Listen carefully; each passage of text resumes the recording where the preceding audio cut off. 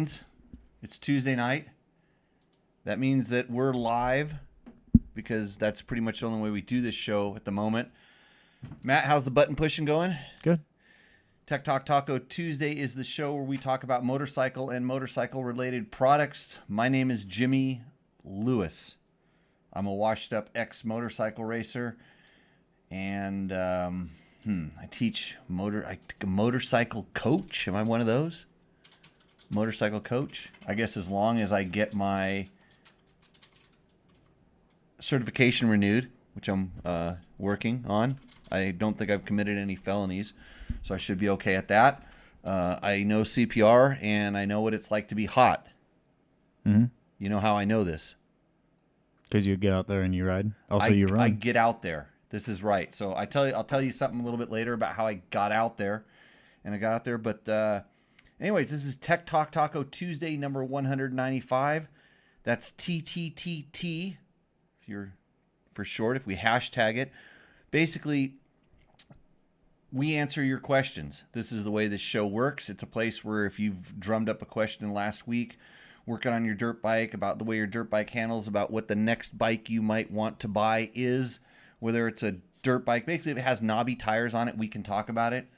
We try to stay away from Supermoto because I killed Supermoto and people want to kill me for doing that. So you can ask that story if you'd like later on. But we take our questions. You can type them in the chat if you're live. You can ask them on Instagram if you're live right now. And we cut the Instagram people off pretty quick because it's instant and they only last about 20 or 30 seconds. People just watch me talk for a second and they're like going, what's this all about? But anyways, big thanks. Shout out to all of our sponsors, Yamaha, Moto, bringing you Roost or Endo. And if you're not familiar with Roost or Endo, it is quite possibly the most favorite segment of this show. We will be taking submissions if you want to get in on tonight's show. Oh, there's open slots. Yeah, feel free to send us a submission. You can win $100, $100 gift certificate from Moto. That's tacomoto.co. We get support from Scott Sports, Climb, DDC, our original sponsor, just without even question. I said, I'm doing a podcast. Nate said yes. DDC chain wheels. They are some of the best. They're stainless steel. They last forever. And by forever, I mean pretty much forever. So check them out. Fasst Company, makers of flex handlebars. My favorite. Seat Concepts, bulletproof designs, and double take mirrors, all on board for tonight's show. These are products that I trust, I use. I wouldn't bring them on the show if I couldn't say good things about them. So if you have any questions about those or anything else, I will give you straight answers from someone who, I don't care what you think. Probably like you shouldn't care what I think. I'll just give you a straight answer. I don't want to hurt any feelings. But anyways, you can also, we have a Seat Concepts Hot Seat Hotline, which is actually a Zoom meeting that you can join. Some people actually join it just to watch the show, but there's a link up in the chat right now on both YouTube and Facebooks that you can get to, and we will, if you have a good question, you can type it in the chat in there, or request to get the link thrown up again, and we will get to you, so that way you can do that. Some Pat Keller 406 says, Tat is sick, Jimmy. Tat is sick. Is that my tat? Do I have a tat now? I don't know. Actually, I wonder if I put something up on Instagram. I see RD Racer 17. I recognize this guy. I think he knows something about Kawasaki's. I'm wondering why we didn't go ride the SRs, or maybe we did and I didn't know about it because I'm out here in the desert. They just did the introduction on their works version of the KX450. So I noticed that they've done it just a little bit different than some of the other works editions, factory editions. Oh, the hat is sick. How close are T and H on a keyboard? Did you have to look? Fairly close. Did you have to look? Yeah, fairly close. Yeah, he said the tat. Yeah, the hat is sick. Yeah, it's a normal hat. It's not as cool as my shirt. This was one of the limited edition Good Team with Bad Name T-shirts. Jerry luckily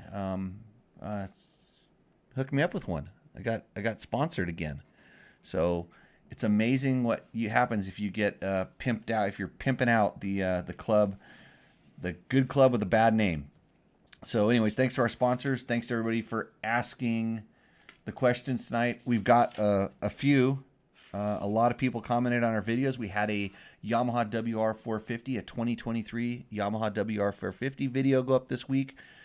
There are some of the 450, or there's the 24 KTM XCW, and I don't think we rode any EXCs. We rode XCFW.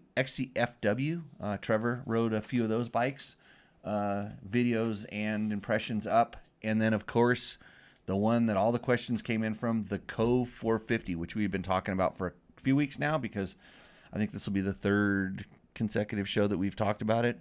Yeah, people want to know. People want to know. We took it and rode it, and we didn't just slap a happy, ride around a grass field and say, "Oh, this thing is uncomfortable and it seems like a race bike." I heard that. Mm-hmm. Somebody shared and said, "What do you think of this?" And I watched it for as long as I could tolerate, and I said, "Look at the name of the guy reviewing it, and then make your decisions based on that." We tried to do a very professional, expert review of the bike. I'm pretty sure we have way more miles than any other media outlet on that thing currently. I know quite a bit about it. And one of my friends bagged at him. He says, "Hey, if those gas tanks were so easy to take off, how come you didn't show a picture of what was underneath?" And I thought, "Ray, that's a really good comment." He just commented to me personally. Mm-hmm.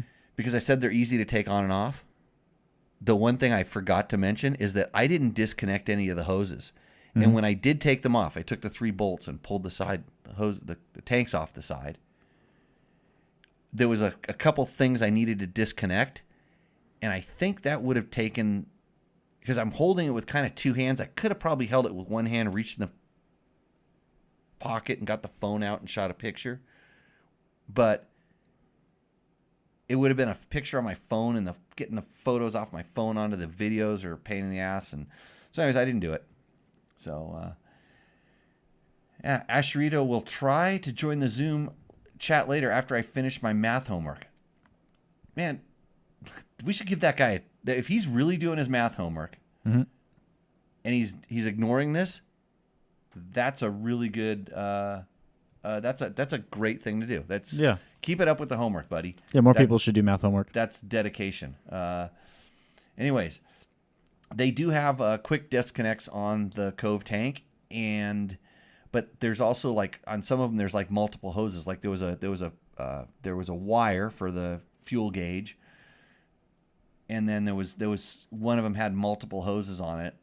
And I think there was some venting stuff on it as well. So there were hoses, and I just didn't feel like disconnecting them. I was just taking a look underneath there to see how easy they came on and off. But I mean, if you were in trouble out in the trail, you could do it. It wouldn't take that long to get stuff apart. But generally, if you're taking tanks off, you're in big trouble. So anyhow, the next thing I wanted to bring up. Let's see. Do we have any questions? We had a question right up in the Facebooks there. Mm-hmm. Redline Cycle Sports just wanted to say, because of you, I ordered a set of flex handlebars. I told them Jimmy sent me. They said, cool. I should charge you more. Yeah. And he just bought a 24 XCW 300. Got to swap those bars over because he loves them. Yeah. Awesome. Thanks for doing that. Thanks for supporting the show. Hey, when you do that, when you buy something and you say that we had some effect on your purchasing decision, that goes a long ways, because most people don't do that, or they just don't have the opportunity to kind of communicate those messages. So if you like this content, if you like us doing what we're doing, support the show, support the sponsors that support the show.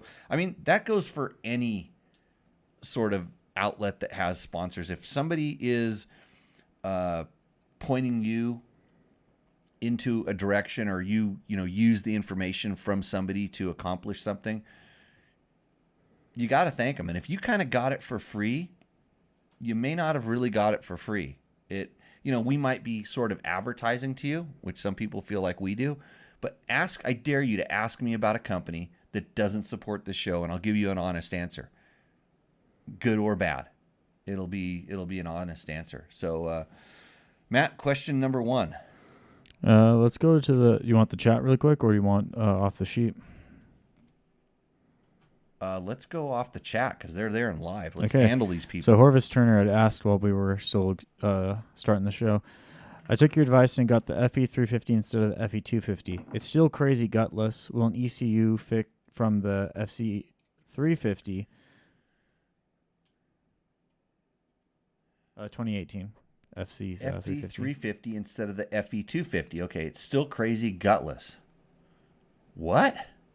Okay. Hortus. So what are you comparing it when you say gutless? What are you comparing it to? And will ECU from an FC350 work? I don't know that question, and because I've never tried it. And I would think for the most part it should swap over, but because the FE is an emissions compliant bike and they need to make it so that you can't easily do this kind of stuff, the pin alignment may not work. And oftentimes what they do is they alter where the fuel pump pin is and a couple other things so the bike will not run with the competition ECU. This is a really good question for Taco Mike over at Taco Moto. This is something that I'm pretty sure they are very familiar with because they deal with the specifics of these on different bikes. But it can't be that easy to just swap out an ECU from a manufacturer. Like if you buy an aftermarket one, then it's different. They can make it. So you could, if you have access to one off an FC, you're not going to hurt it by plugging it in. It's not going to, usually won't do anything bad. I mean, it's not going to like start up and cause the bike to break. It might not run properly, or it may not run at all. So the thing to do, if you have easy access to it and you can just swap it out and see what it does. I swap ECUs all the time to try different things. But I think you'd better bet would actually be going, if that's what you want, go to like one of the ones like a Get or a Vortex or something like this, because then they're specifically designed for that bike and they will do probably more than what just swapping over to that one will do. But if you do this, remember, you're going down a rabbit hole, and it usually requires that you do something with the exhaust system. Oftentimes other things, they're not, it's not just that simple. So don't be afraid to play around. But if you're still on that thing on the chat, please let me know why you feel that bike is gutless, and then I'm going to ask you a couple questions. Actually, he should call in. Really, I would, because I'm just curious, because I don't feel like, and he didn't say what year. He said 2018. I'm assuming that's for the FC. It could be for the FE though. Yeah, I don't know. So we'll keep up with those comments. Next question. So Grady Barfoot, you're a big fan of big bore thumpers. Have you ever spent any time on a Sherco 500 SEF or any Shercos for that matter? If so, how did you like them? I have not ridden any of the big bore Shercos, so I can't tell you how they work. I will tell you that Sherco did send out a feeler to want us to come to their new bike introduction, but it sounded like they were more fans of where they were going to take us to eat than about riding the bike. So I'm waiting to hear back from them. I'd like to ride the bikes. I would really like, because we get questions about this all the time. Yeah, we do get a lot of Sherco questions, so I'm going to go ahead and start pulling some. It's kind of like that for Cove too, and finally, hey, if you're curious about Shercos, call them up and say, hey, why don't you let some of the trusted media ride the bikes? But, you never know what you're going to get these days. We are literally not getting invited to certain intros because they know we will say it like it is. And we're small. We're not that small. So two things can happen. You can get you and 20,000 of your friends to like everything we do, and then we will have to get invited, or we're just going to wander around here, because I personally don't care. I don't need to go ride every new bike anymore. There's some that interest me, and I will make an effort to go try stuff. Like I want to ride that Kawasaki SR. I'm very interested in that bike. I honestly, I've never been a big KX guy as good as the bikes were. I mean, they were winning our shootouts and stuff, and I was always picking Hondas, and then I was picking Yamahas as my favorite. But the Kawasaki is just so good, and I saw the changes they made. I go, man, that bike could be really, really good. So these are the kind of things that I do. Speaking of that, Yamaha, makers of the new 2023 YZ450, which I've yet to ride. I've not ridden it yet. Trevor got it, rode it a little bit, and then he goes off-road, and he doesn't care about motocross bikes anymore. So I just ride a YZ125. That's my motocross bike. I'm going to go to Washougal, and I'm hoping someplace that there's a YZ125. But I did inquire about riding something else that would be really cool. Really, really cool. Yeah. Okay, next question. Okay, so actually this isn't a question. You had told our viewers for a long time if they actually get a ding on their front, on their metallic front disc guard, to send you a picture. Yes. Well, I'm pleased or unpleased to report that we have gotten that picture finally. From one Brendan Springer Davis. He said the story was that he smacked her pretty good a few times and fairly deep in Idaho, and was glad she was on there in the rock gardens, scree fields, baby head rock piles, and mandatory rock hops on the single track. Dust conditions, rock ledges, passages on single track. Let's see. That's a legit location to scratch. So we're looking at one of the aluminum disc guards. And up here as well. Personally, not a fan. No, that's normal. Mm-hmm. By the way, we're looking at a Bulletproof Designs front disc, rotor, and fork lug guard. If you have a new bike, and this is a warning and an ad. If you have a new bike, invest in some Bulletproof Designs products because try getting radiators right now. Try getting disc rotors right now.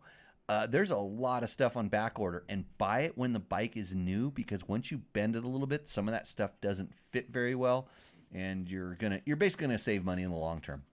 That's a legit hit. So we're looking at this fork guard. He's got it kind of 3/4 down around the front.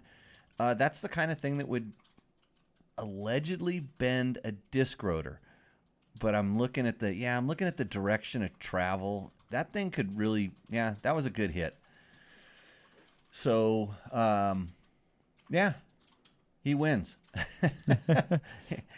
and I'm looking at the thing as a whole, just all the different kind of scratches and stuff on it. And it's not like it, because I was expecting somebody to send me one that looks like they just drag their bike through rocks. Mm-hmm. And that one, kind of judging by the angle of it, it was moving, and when it went there, it wasn't a riding along and fall straight down. There was some motion to that, and you could see where it probably hit the thing in front a little bit harder, and it like it did what it was supposed to do. It deflected down. So have I ever done this? Yes. Have I bent disc rotors? Yes. But the amount of times isn't worth my perceived handling deficit. So I use the fork lug protectors on some of my bikes if I know I'm going to be doing that kind of stuff, because I like to be able to disassemble my forks and be able to get the cartridges, the cartridge lug nuts and stuff out when they're not all closed up. So that's a big help. Okay, Hortus. He got back to us. So it's a 2018 FE350. It just feels like a Honda Foreman engine in it. Foreman engine. Compared to even a 250F, I do love the fact that it doesn't stall easy on the tight trails, but it's tough to ride aggressively. Oh boy, he confused me even more with that comment. So if it's weak compared to a 250F, I'm thinking that he's riding it kind of like in the low end, but in the low end, it has so much more torque than a 250F, like roll-ons. But if he likes the 250F power, then he's revving the crap out of it. That's where 250F works. And when you run the 350 up in the RPMs, they make plenty of, even on tight trails. So, okay, Hortus, do you weigh over 200 pounds? We're gonna start getting personal. Because when you're a really heavy dude you can bog down a 350 more than someone that like me that is now 200 pounds. But I don't really think it's that anemic. I wonder what he has for and the other thing is, does he have the little tiny screen at the very end of the muffler removed from that bike? Because that will make a substantial difference in just kind of the throttle responsey thing that can make it feel super, super dead. So that would be my other Hortus. Horus. That would be my other question. Is the very end snorkel? It looks like a perforated drain cap. Is the perforated drain cap removed from the muffler? Let's see. What do we got here? A couple people requested to go live with me on Instagram. Yeah, it won't be live on the show, though. Yeah, it's not going to work out. Instagram doesn't allow us to communicate with you very well. Okay, so there was a question from last week that you said to postpone for this week. Okay. And it was asking, what's your weirdest riding experience? I was supposed to think about this, right? Yeah. You should have primed me for this question a little bit before. Weirdest riding experience. I just wanted to see what comes off of the cuff. What comes to mind? I think, man, where is the weirdest? I was in Chile in South America, and we were on a tour, and the tour guide like kind of set up all these different things, and they were leading us. It was mostly on roads. It was just beautiful. The country is beautiful. We were riding from the southern tip of Chile all the way back up to Santiago, just cruising around. And we kind of came, and they kept talking about this big lake, and we were going to go on this lake and stay in this place or whatever. And we kind of came to the end of the road, and it was kind of at the lake, and they're like, you guys keep riding. And we're like, well, what? And it was because the forest went right down to the edge of the lake. Out of nowhere, these dudes on horses came, these cowboys, came kind of over the hill, and he's like, here's your new tour guides, follow them. And because there was a couple of us, I guess we complained that, it was maybe too much roads. We wanted something a little more interesting. So that was our new tour guide. So we did about, I don't know whether it was 5 miles or 20 miles, but some gnarly stuff. These guys on horses went some places up these canyons and took us around. And we thought, well, like, where are we going? Well, and this is how unorganized I thought it was. I'm like, I don't know where we're going or whatever. But how organized it was, we stopped at I actually have a hat. I have a beanie that I bought from, and this is a whole nother story. I bought a beanie from, like, we rode into this little village. It was like maybe 2 or 3 houses, and the lady came out, and I think they usually did horseback tours there. So we rode up, and so so she came out with these hats on a plate. And I bought this nice brown one with a little beanie ball on top and stuff. And I bought a hat. It was like a couple, whatever, shekels, whatever the heck they used for currency there. And then we kept riding. We rode down this canyon, and there was a boat waiting for us. And we left our bikes. I don't know how the hell they got our bikes out of there. And we hopped on the boat and went to this resort on the lake. So that was weird. Yeah. Just something. It happens every day, right? Even on tight trails, Hortus is 190 pounds. The screen is in. It's 100% stock. Hortus, take a hammer and a punch and carefully knock that screen out of the back of the muffler, or buy like some sort of a slip-on that is quiet. And there's not that many of them. And trust me, they're hard to get right now. But like an FMFQ, or just take that. All you have to do is take that screen out. Pro Moto billet makes an end cap that you can buy that goes on the end. That will improve what you're talking about substantially. I'm just trying to save you money and the rabbit hole that an ECU can be. But give that a shot. That'll help.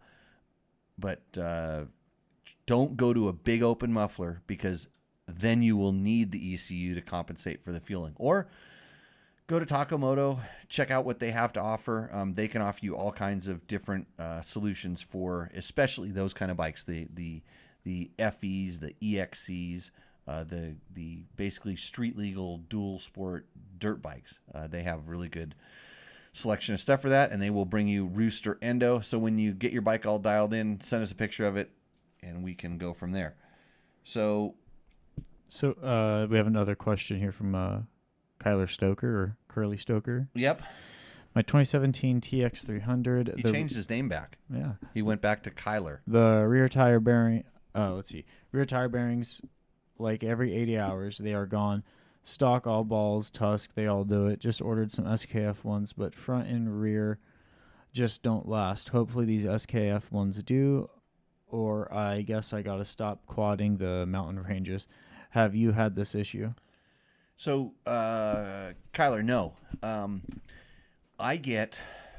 want to say, if I had to guess, I get like 250 hours out of a set of bearings. And it doesn't matter whether it's Tusk, all balls, or stock, or SKF. I went to the bearing house and bought, I asked the guy, what's the best ones?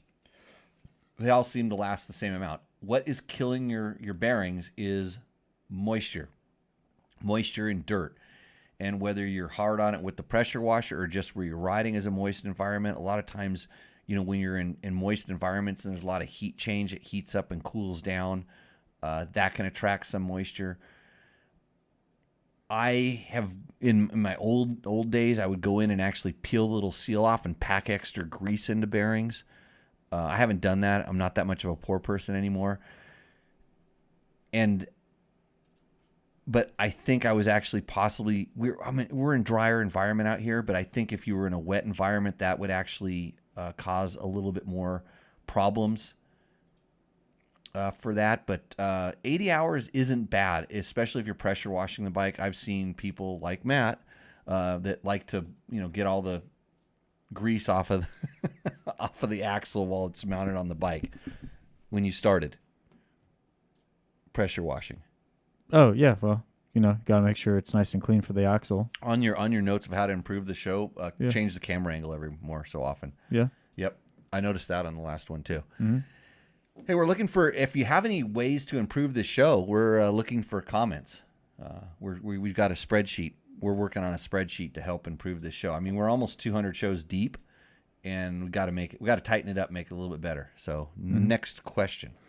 All right, so John Ecker, 2023 KX250X. What's the best way to help with stalling / framing out in the tight single track? Gearing, flywheel weight, maybe? So, John, I have not ridden that particular bike just yet. I know Trevor has a bunch of time on it. The 250 out, he said flaming out, right? Mm-hmm. Is funny because flaming out flaming out's not a proper term. It actually doesn't flame out. But is it actually a true backfire, or is it a stall? And let me kind of explain the differences. So a backfire, because of the cam overlap and stuff, and you're expecting this small single cylinder engine to do a lot of stuff, and you can do essentially a big throttle change at the exact right time where there's a huge load on the motor, and maybe it was revving quick, and then it slowed down all of a sudden, and you did a big throttle change, and it dumps a bunch of fuel in there, and it can't exactly burn, or some of it gets back in there, and it blows into the intake track. I was instructed that that's not a flame out, that's a backfire situation. Sometimes you don't actually hear. It doesn't really even make it out because it's going so quick, it sucks it back in. But all of a sudden you're expecting the motor to fire on burnt fuel. That's fuel that's already burnt. So I can see why people would call it a flame out, but I was told I was incorrect by doing that. So there's that. And then there is and we experienced this essentially with the Cove, where sometimes you just don't have the torque for the load you're putting on the motor. And so maybe the timing of the clutch is not as maybe the throttle position isn't. And a lot of times guys just, they zero throttle it right at the time that they're letting the clutch out. And it's just a fully a timing thing. And on a small 4-stroke where there's not a lot of torque, generally if your throttle is just 2-3% open, that's enough torque to keep that bike running as long as it's not a super high load. So we have the situation where it just, so it's throttle and clutch. So is there ways to help this? The easiest thing to go to is just riding technique. Teach yourself to ride without using the clutch at all, and concentrate on not shutting the throttle all the way up. Sometimes something as simple as just running the idle up a little bit higher will make a huge difference in how much the bike is stall prone. So idle a little bit up, not using the clutch, because when you use the clutch, all of a sudden you're doing two things, and maybe your brain isn't ready for that, or you haven't practiced it enough. So off the clutch, just concentrate on working the throttle and not shutting the throttle all the way down. So that's the kind of the simple thing. Will a flywheel weight help? Sometimes, but it can also compound it in some of the situations I mentioned. Will gearing help? Gearing is very much similar to what I'm talking about. Let the clutch out. So in that bike, since it has the motocross gearbox in it, I guarantee you it's probably geared a little bit tall. And depending on how much you need your top speed, depends on how much you can lower it down. Like bringing the gear ratios closer together. And it really, is this happening in first gear? Is it happening like in second and third? These are the kind of things. Another thing I've seen that can help a ton is adjusting your rear brake pedal. So some people, and it's good to have your brake pedal adjusted kind of high, but some people are a little sloppy about where they're putting their feet, and they're touching their rear brake when they don't actually think they are. So maybe look a little bit into kind of where your your rear brake pedal is adjusted, and make sure you're not compounding the problem by doing the rear brake. So hopefully all of those things will help you out. I think they will, actually. Okay. But in reality, 254 strokes off-road are a little tough on that, but when you listen to the guys that are really fast on them, they ride them. They're always revving. But trust the torque. Oh, and one other thing that could really, really help, but I didn't want to go down this road. Recluse clutch. A properly set up recluse clutch can eliminate that, because all of a sudden you've taken the clutch out of the equation. Now the clutch is going to disengage when the RPM drops down. So, but people say that if you have to use a recluse, you should probably just buy a quad. I've heard this before. Okay, so I have recluses in all of my bikes, by the way, or a lot of them. And your quads? My quad comes with a automatic clutch, bro. But it doesn't have a recluse clutch in it. Yeah, I drag stuff around with my clutch. It's just a stock. Comes stock. That's why they say ride a quad. Comes stock with a clutch like that. So Tim Bruman had asked, best KTM 500 EXEF mod. I have a Vertex ECU power exhaust tip and 4614 gearing. This is a 2020 as well. So we got to reload that section. So wait, he said, one more time. So he's asking what's the best 450 mod, because he already has a Vortex ECU power exhaust tip and a 4614 gearing. 4614. Wow, that's tall. What, on a 20? On a 2020? Yep. I have a 2020 and mine's 100% stock, with the exception of that little thing I told Hortus to knock out of the tip of his muffler. So what's the best mod for it? I know. A better rider. Yeah, there we go. Yeah. I think if you put a better rider on that 500, it's going to be an awesome bike. Oh, does that mean? It's not, I don't know. No. Hey, this show, my whole life would not be possible without help of my riding school. It's called Jimmy Lewis Off-Road Training. The JLR curriculum will make you a better rider, because we say the best modification for your bike is a better rider. So check out www.jimmylewisoffroad.com and check us out. We'll be having classes in the fall, like starting up around October. But in reality, what would be the first mod I would do, like if I just bought a 2020 KTM 500 and it came here and I had it, which I did, the first thing I did to it was rode it. It was ridden for a while, but when I got it, I took the suspension off and sent it to my suspension guy and I had it serviced. That was the first mod I did, and it came back acting a little different because I had a little bit of time on it when I got it, but it acted a little bit different. I played with my clickers a little bit and love it. Love it. So that would be on almost any bike. Spend some time riding your bike, send your suspension off, get the oil serviced in it, and while it's off, then grease some stuff and torque some bolts and stuff like that. You have no idea how valuable of a comment that is right there as far as first mod. Because I know so many people just send their suspension off and they've never even ridden it. Well, guess what? Your oil didn't even get to break in the suspension stuff, and now that oil is going to get contaminated as quickly as it would have originally. So, yeah. Sand Snapper. Had said I kind of suck as a rider, so I need the best bike possible. It's obviously Yamaha. I would look at the 2023 Yamaha WR450 right now. Yamaha is a sponsor of the show, so that drives me to say this. But I do honestly think it's a really good bike. I'm getting a gas tank for it right now because my biggest complaint with that bike right now is fuel capacity. I can't go to the 5 or 6 gallons that I like to go to on my KTMs, or just an easy, 4-gallon tank. I think it'll get it to, like, I don't remember what the total capacity was. Maybe it was 2.8 with the IMS tank. But I'm looking at some options for that. But in reality, Sand Snapper, if you suck as a rider, start looking at bikes with less performance. And I'm talking about kind of like trail bike category, things like Yamaha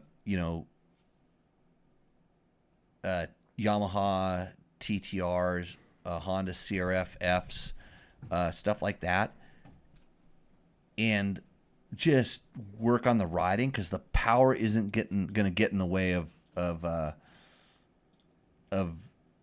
it's not going to impede your riding. And it kind of depends on what you're doing. Are you going to the track, or if you're just trail riding, some of those bikes will work. If you start going to the track, you just want a bike that has smooth power. And at that point, if you're going to go to the track, and somebody asked this the other day, it said, how would the KTM 300 XCW be on the track?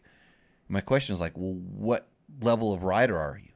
Because if you're just going to the track and riding vet tracks, it's not that bad. And then you can do something to the suspension to make it fine, so it'll crosses over a little bit better. But yeah, what is the best snapper? Sand? He already has a KTM 500 2018 and has 14,500 miles. 14,500 miles. Well, if 500 of those miles were spent working on your riding, you would be fine. Mm-hmm. I mean, because how long would it take to actually do 500 miles of training? Like, what do we do in a school in a weekend? Like 70? Yeah. 70 miles 70. max? That's 2 days. Mm-hmm. Oh, he was making a statement more than a question. Well, we answer all questions and we respond to all statements. Sand Napper. Okay, so let's go to some other questions here from Victor Andrade. Oh, I know this guy. Yeah, here it goes again. I was messing around with the AT the other day and decided to take out the muffler tips. AT stands for Africa Twin. Mm-hmm. By the way, he has an Africa Twin, not the latest one, but like the version like a 2019 or something like that, I believe. Mm-hmm. So decided to take out the muffler tips, the ones with the spark arrestor, and did a test on sudden throttle acceleration on neutral. It responded really well compared with the stock form. Revved up with no hesitation, better than the small lag it has in neutral. He said in neutral, right? On neutral, yeah. Okay, because it has a shift position sensor in there, and it does different stuff in neutral than it does in other gears. But go ahead. It responded really well and compared with the stock form, revved with the no hesitation. Better than the small lag it had with them. Again, dealer says nothing is wrong. Flame out pop sometimes. It doesn't happen without the tips. Please, Moto Guru, what are your thoughts? Rode without the tips and rode way better. Throttle response is instant. Remember, is a fly-by-wire throttle. So tips, he means throttle position sensor. He took the throttle position sensor out, and it worked. Did it? So I have some questions about this. Tell Victor he needs to call in. Yeah. I want to hear a nice Spanish accent on the phone. Maybe you can ask me the question in Spanish, and I can pretend like I understand. But anyways, you Instagrammers, we're gonna go ahead and clip this feed. If you are enjoying what you're doing, come over to our Facebook or our YouTube channels. Check out Tech Talk Taco Tuesday on all of the podcast formats, and join us live. And don't be afraid to call in. But appreciate being out there. We will see you out on the trail. Mm-hmm. So another question from beforehand was, are you going to take the 23 WR450F on a long desert trip? Gas tank. Mm-hmm. That's the thing. It's gas tank. And so like a long desert trip means, I mean, I'll do long rides on it because I know that I can kind of we've even on some of the Hondas and stuff with stock tanks, we've stretched out 80 miles. And we can go to some of the things. He wants a number. I just put the link in. I can. Victor, you know how to use the links on the computer, bro? Or is your donkey not run enough power to get the thing? More Pabst and fresh bikes for my men, says Jared Bernardo.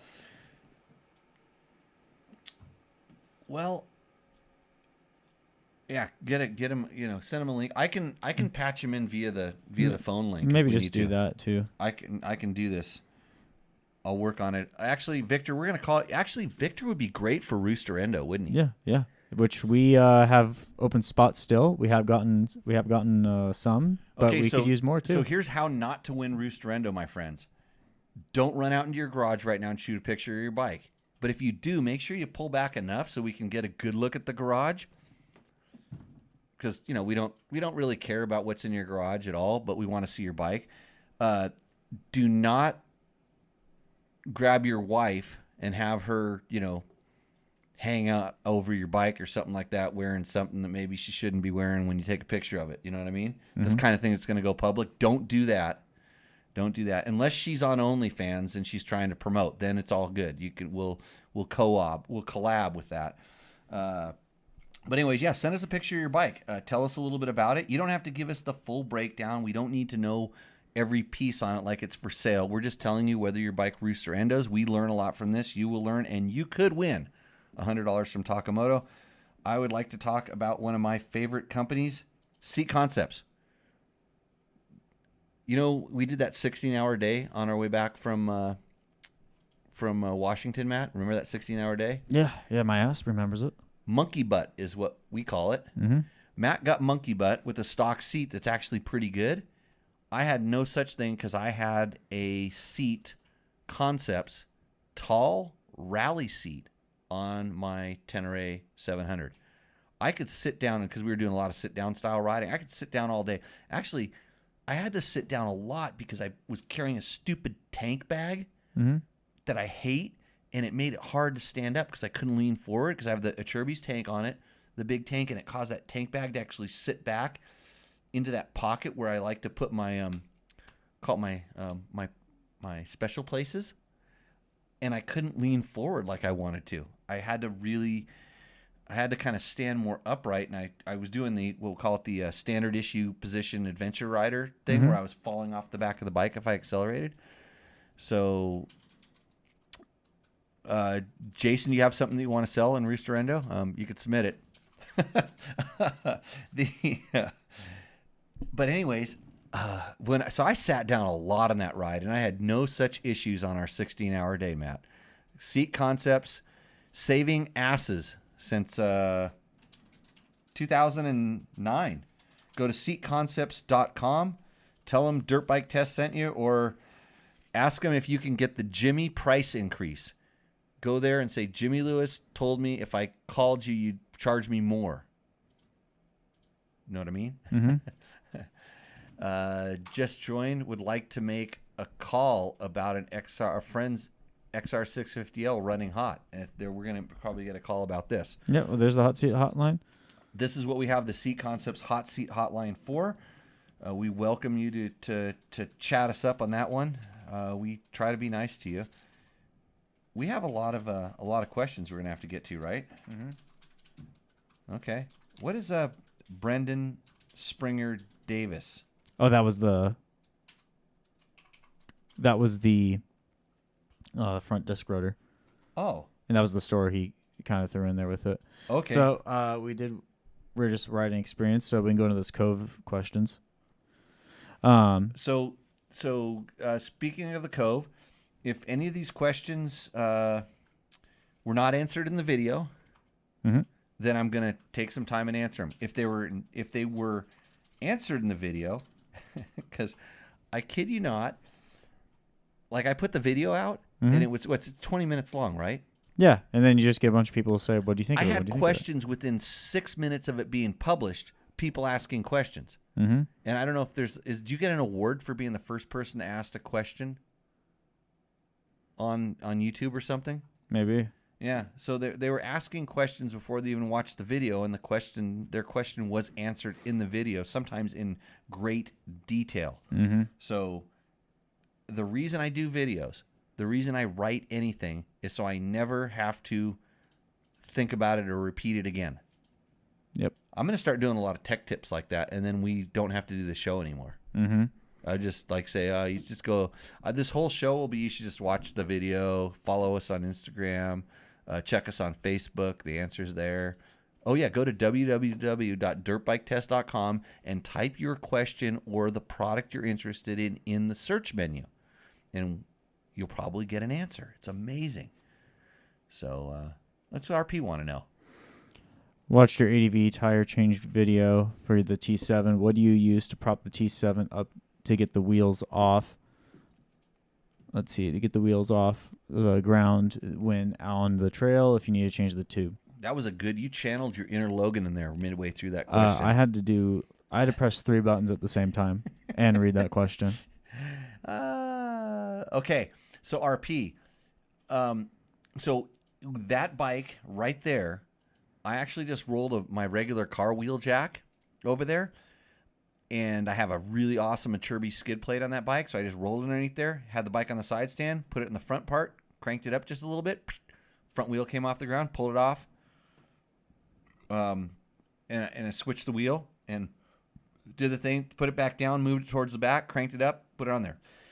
In my trail pack that I carry with me when I ride, I have this like extending tool. It's like a kind of like a little bit of it's got holes in it and a pin, and it just slides and elongates, and there's a couple different fixtures to it that you can hook on the foot peg or in the hole in the skid plate, and you can do exactly the same thing. So you can it's basically you just have, you push on it and just kind of hook it in there, and it jacks the thing off the ground. So that's what I use on the trail.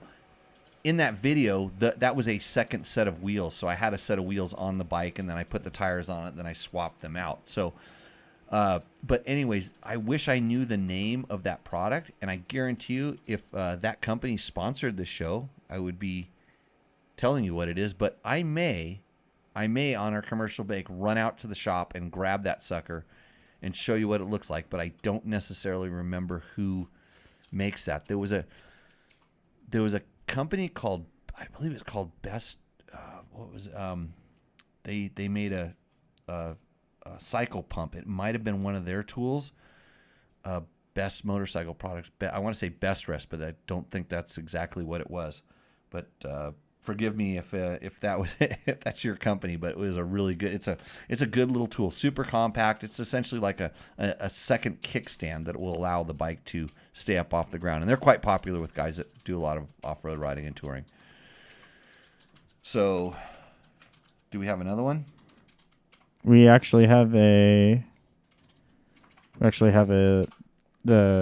Chester had come on to he joined the Zoom call actually. Oh, awesome. So I'm gonna ask Chester to unmute. Let me see. That Hello. should let him unmute now. Hey Chester, how's it going? Pretty good, man. Hey Jimmy, I'm a big fan of you, man. Hey, I got a I'm buddy. sorry. Yeah. I'm sorry. All All right, so I'm gonna hand you over to my buddy. This is his bike. I watch your show every week. We were sitting here, and I was like, "What day is it?" And I was like, "Holy shit, it's Tuesday! I bet Tech Talk Taco Tuesday's on. He can help us. Jimmy can help us." So I'm gonna hand you over to my friend. This is Chris, and he's gonna explain his XR 650L. Okay, sounds good. Not too bad, Chris. How you doing? Welcome to Tech Talk Taco Tuesday. You know, after almost a month down off the bike waiting for parts because no shops around carry anything, you have to order everything these days. It's so awesome. No shops carry anything. So I just replaced the head on my 04 650L. Got it all back together. It's running like really hot. It's like white hot on the pipes almost. And when the pipes cool down, the whole motor is extremely hot afterwards. And I don't remember it being quite so hot ever like this before. Before I dropped the valve seat, it was running really hot. I just don't know what my what could be causing it. So it was. Let's say those bikes it's air cooled. Yeah, they're kind of lean to begin with. They tend to run, I would say, hotter than normal bikes, but not like what you're calling white hot. So I kind of understand this. Would there have been anything that you did from the time it wasn't running white hot till it started doing that before it dropped the valve seat? Because I promise you that it's going to do it again if that's the temperature you've got going up inside of that head. And those Hondas are incredibly durable. They're what did the guy call earlier on the show? He said like a Honda Foreman. Oh yeah. Yeah. So did you change anything? Did you open the exhaust up? Or I didn't do anything. I had a slight tapping noise, and then obviously I was doing valve adjust like every day because the valve seat was dropping, and I didn't open it up to inspect that far. I was just like hoping that it was just something else, but the valve seat just kept dropping, and that's why I feel like I was encountering the problem with the heat in the first place, because it was no. The heat was the cause of the valve seat dropping because it expanded the aluminum. It got too hot. You've got some dissimilar metals, and that much heat inside of there can do this kind of stuff. But usually something causes this. Like those bikes. And is your bike modified at all? Just the Dave's desmogged, but nothing like major. There's nothing. Yeah. Got a super trap on the back. Yeah. So it's extremely modified. Yeah. So the desmogging really does nothing to the performance of the bike, as far as the engine, unless, and here's the big unless, sometimes when people desmog it, they don't realize that there's an opening in the intake that's giving the whole desmog. That's where all of the bad pollutants get sucked out of the charcoal canister and they get re-administered into the intake track. If for some reason that desmog is not sealing that stuff up, that would cause your whole intake track to go extremely lean, and this would cause a high heat situation. So I would look into and check that to make sure that it's not somehow getting a lot of air in like that. And then same thing with in any time you think about the 4-stroke engine like being a big pump. Anytime you open up the exhaust, that can potentially draw more air in, or it frees up the restriction that's kind of allowing it to run at the optimum fuel mixture. All of a sudden it will become a little bit more lean. So that could also, I don't know how many discs you have on the old Super Trap, because that was the way you kind of tuned it. But I remember that we used to have to, mostly for sound, only run like 3 or 4 discs. And then in reality, it wasn't as performance oriented as, when the ones that had 20 discs stacked on the back, which made it basically like a big giant open muffler. Yeah, I have 9 on there right now, and I've been running it like that for quite a while, and it wasn't really a big deal. When I got the bike, it had 2,500, and it went at 30,000. So I mean, and this is like the only wheels that I have, so it's seen its miles. It's definitely lived. Oh, it's got some time on it. Yeah. And it's single carb. Yeah. I'm wondering if something could have, gotten into the carb and kind of like started leaning it out that way. Maybe, check the jets and check the passages. Yeah, for sure. I might just have to rejet it.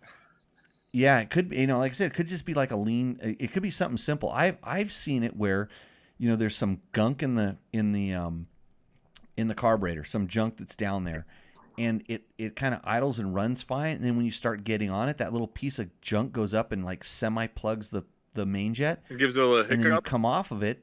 Yeah, then you come off of it and it falls out and it's fine. So it's like an intermittent thing that's causing it to run lean. So I think you're just generating a lean condition in there that's not normal. And so you just got to kind of backwards track it to figure out how to get rid of it, because you're not going to you've got fins to cool the motor down and then the oil that's pumping through it. And in reality, at that point, when it's getting that hot, you're asking your oil to do a lot of work. Yeah, double. So double the work. I would guess that you're somehow something's causing a lean condition. I would go number one. I always go back to what was the last thing you did to it, sort of a thing, before this condition started. And if it was, the block off kit, or maybe something might have just fallen off, a hose, some hose someplace on the intake track, or maybe a couple thousand miles overdue on an oil change. No, that oil lasts a long time. Right, that's what I'm saying. Just add new stuff when it burns out, right? Hey, I have friends that I've got friends that have ridden their bikes like that for years. Just add when needed. The other thing to check on those would also be two things: the intake manifold, make sure it's not cracked, or just the seal between the intake manifold and the cylinder head. And one easy way to do that is to, like, while the bike's idling or running, spray some contact cleaner or something that would cause it to might cause it to rev up or flood out when you spray it in there, depending on what you're spraying in there. That could give you an indication. And between the Brenda, carb and the head. Yeah. So on the intake manifold, that's that black boot that the carb slides into. Okay. That goes in, and I've even seen it where guys haven't seated the carb in there properly, and it caused a big air leak. And Brenda, one of our listeners here, even says check for a worn out slide. I've not seen that too much on the XRs. But I've seen it on the KTM RFS motors, the flat slide carbs, but on the round slides like yours, no, I haven't seen that. Okay. So hopefully that helps you out. If it does or does not help you out, let us know. We always I like to learn from these things. Yeah, for sure. I appreciate your time, man. It was great that Tuesday worked out and all the parts showed up and we we happened to catch you, man. I appreciate it. Right on. Thanks for listening. We'll catch you out in the trail. All right, sounds good, Mike. Thanks, Jamie. We have another. Actually, I hope they're still listening and stuff.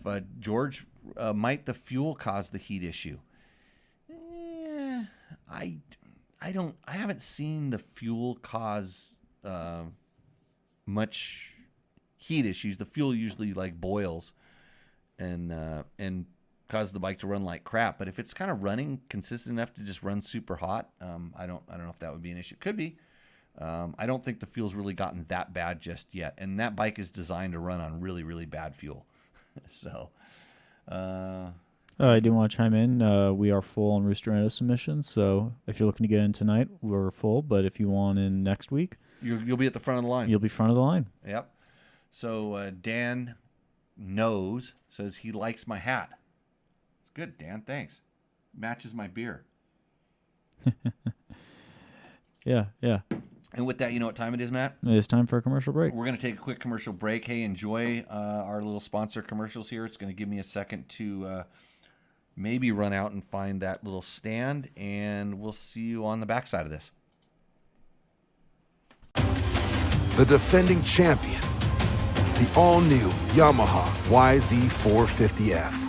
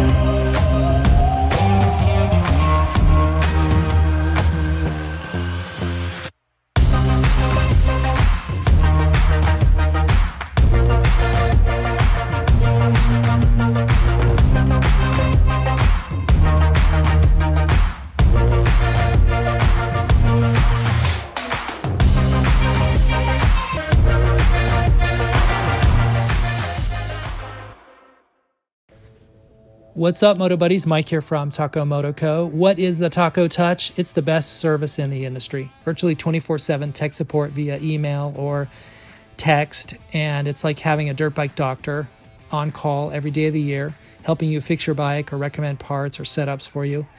If you've ever received an order from us, you know that the Taco Touch extends to our fulfillment, and our orders come with the coolest stickers that you've ever had, buying parts from anybody before, and a handful of root beer barrel candies. All of our Taco Moto Co. branded components come with a no questions asked lifetime warranty, and we'll even extend out the warranty of other manufacturers, OEM, and aftermarket parts where we can, sometimes for life. We test and tune endlessly and exhaustively and obsessively. We're trying to destroy everything that we can before you get your hands on it to look for weaknesses and to improve it, or to make recommendations to the manufacturer. And if it's something that doesn't meet grade, then we don't offer it on the store. Everything that we carry is something that we have personally used, tested, and ridden, and raced, and knows meets the high Taco Touch demanding standard. Go out and get some adventure.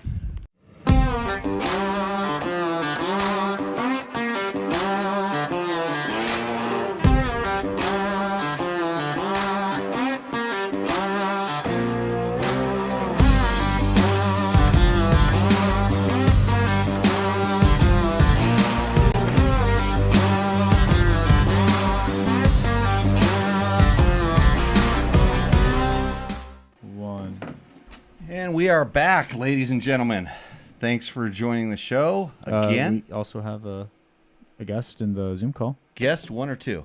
Just one now. Just one. One of them left, so we have a Jason Abbott on the call. Oh, Victor left. Victor left. La Migra. Yeah. Yeah. Hey, Jason, how's it going? Hey, what's up, Jimmy? How's it going? Welcome back to Tech Talk Taco Tuesday. I was going to bring you on and have you help Victor with his Africa twin question. Oh yeah, what do we got, Victor man? ditched us. Yeah. Well, if he comes back, he'll be back. I'll be He's just there. back. Yeah, you know a thing or two about the Africa twin. He just came back, so I'm blowing back in. Okay. We have a lot of miles on those bikes. I don't have mine anymore, but man, I got definitely a lot of seat time on those things. So his question was, and I'm sure he was talking about, and I kind of cut him short when we had it, but I'll let him explain a little more. He's been having some throttle response issues with it, kind of like, it's that lean kind of spot that people can somehow just find and ride it across all the time. Is that familiar with this? Did we lose somebody? Where did we go? Did I just mute everyone? Did you mute everybody? Wait a minute. I didn't press any button. You didn't press any buttons? No. We lost everybody. Well, no, they're still in here. For some reason, show them all here. muted. Okay, Oh. Victor should be here. They're both back. There we go. Are we all back? Can we talk? Okay, good. Hey, Hello, Victor. this So is why Victor. don't you? So why don't you explain your question, and then I've Okay. got an expert on the line because sometimes I can't answer all the questions, but I don't think disconnecting throttle position sensors is the answer. Well, when I said tips, it's not the TPS. I know my English is messed up, but I removed the tips from the muffler, the ones with the screen. Oh, the with tips. Yes, the sir. Tip, the tip, not the throttle position sensor. Nope. Okay, got it. Okay, whole different thing. Because I wasn't sure how that bike could run without a throttle position No, sensor, come considering on. it is. Yeah. So Hey, you Mexican guys, you can fix almost anything by hitting things with hammers and shit. So, like the wife, yeah. Okay, well, continuing on this. So, I removed the tips and I did some throttle response test on neutral, Mhm. parked the bike, and it responded really well comparing to what the stock tips on the muffler. And then I'm like, might be exist as a neutral. So I took the bike for a ride 2 or 3 times just to make sure, and also responded better without the tips on the street. okay. The other thing, yeah. So what is going on? Is it running lean or there is something going on also? Because it was 67 degrees outside temperature, right? But my temperature gauge on the screen said it was 82. So I don't understand if maybe the airbox sensor is a little bit dialed up or something, and it's running lean instead of adding gas to it, to the mixer. That's weird because I carry a damn temperature gun with me. Right. So you've been having issues a little bit with this bike, and it's kind of always been like throttle response. You said sometimes it gets herky jerky, and sometimes you feel it. You think it feels lean. It feels lean. Yes, it does. And the thing is that you're running for 2 hours, man. Like on the ride that sometimes we do, and I get to a stop and I just blip the throttle a little bit, you know, and it goes pop and turns off. So yeah. Like not backfire, but just pops and turns off. Not every time, but once in a while. Yeah. So Jason, as someone with a lot of Africa Twin experience, do you have any suggestions for Victor? So I mean, can you hear me? Right? You got me? Yep. Yes, I can. Okay. Yes. So in my experience, that bike in particular likes the back pressure. Right. So I've ran it without the tip in it. I ran it with the whole 9. Right. And I feel like the bike is more consistent and it doesn't have that dead spot when you go to crack the throttle and it kind of craps out. I feel like that happens when you have the spark arrestor removed. So in my experience, the spark arrestor in the muffler keeps the back pressure, and for whatever reason, it makes the bike run better. I'll second that. I've ridden a couple client bikes and stuff, and one guy that had a mod bike that he wanted us to ride that had an open exhaust, and they did not have the same throttle response that the stock one has. But the way Victor describes it is completely. It sounds like it's just amplified from, you know, whatever the stock situation is. I've been ringing a lot of it. You know, I have bikes and I play around with them too. Also, they're suggesting me to purchase a device called the booster plug, which daisy chains with airbox sensor, and it puts a sensor like 10 degrees below the actual temperature. And they said, but you say yours is reading high. Yes, like your temperature sensor is reading higher, which would lean it out more. Exactly. And so I'm wondering if maybe that there's an issue with that particular sensor, like that sensor could be wrong. Yeah, how can I measure it? There is no way I can find out. Like I could pull it out and see how many ohms are going into it by applying current to it, but I don't have a base to see what the normal thing is at certain temperature. That's the problem. And so, have you looked on different forums and stuff to see if anybody's had this issue before? Yes, that's why they sell that so-called booster plug. You're supposed to plug this in and like in pairs with the intake sensor, and it'll register 10 degrees below. Supposedly you get rid of it. But I'll purchase it. We'll see what happens. What do you have, the stock air filter, or do you have a K&N, or what are you doing on the air filter side? Nope, it's all stock. I've been taking them to service to so-called motorsports here in Carson, and it's just they do my air filter change. I do my oil. I just let him do the air filter because it's kind of difficult on that bike. I don't want to mess it up. What about the air sensor? Like where that sensor goes into the air box, there's a rubber grommet, right? And so yes, what if you're getting excessive, like a leak in there, right? What if where it's positioned? And I'm gonna just kind of play a little devil's advocate here. If that sensor isn't reading properly and you put this dongle or this interrupter inside of it, it's still going to be inaccurate. So I would almost, I don't know what that sensor costs, or sometimes those things $25 really that I may buy one. I think they're $25. I would replace that stock sensor that's in the air box, and then confirm that it's in the correct position, and that grommet is correctly positioned, and then go from there. right? I mean, I know it's a pain in the butt because you got to pull the tank off, you know. You know Um, how it is. Yeah. yeah, it is what it is. It's more difficult than it needs to be. But Yep. I would start at that sensor before you start and going with that other booster deal. Okay, Yeah, I'll do that. especially, I mean, I would actually, you know, if there's a way you can put the booster in out, you know, without having to be inside there and stuff, that'd be good too. But if you put that thing in there right away, and you know, you could probably get a reading off of it with the tank off to see if it's actually different between a new one and a used one. That might just solve your problems, because I remember riding those and I didn't have any issues like this. I mean, like all completely stock bikes, yeah, sometimes there's some issues where they feel a little bit lean, but not to the level that you've described to me before. Okay, well, I'll try that then. Awesome. Yeah, hopefully that works. I'll bring it in So, before I do that, so you can ride and try it. You'll see. Yeah. I don't want to ride bikes that run like crap. I want to ride good running stuff. Hey, are you guys gonna be able to stick around for Roost or Endo tonight? I can. Oh yeah. Okay. Yeah, my we wife's always out. got a couple good words. So Jason, how's things up in Idaho?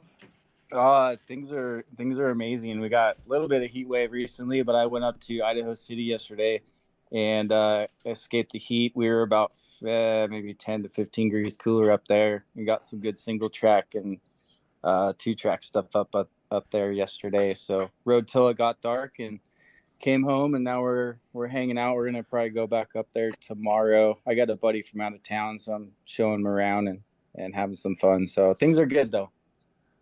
Nice. Yeah, see, everybody's been complaining about the heat down here, and for me, it almost didn't get hot enough, because I needed it to get over 130 degrees so I could go run a beer mile in Death Valley, which I did. You're gonna have actually fun in working hell on it. then. Yeah, Yeah, it was a little bit like that. Yeah, fun in hell. 11 minutes and 18 seconds of hell in Death Valley.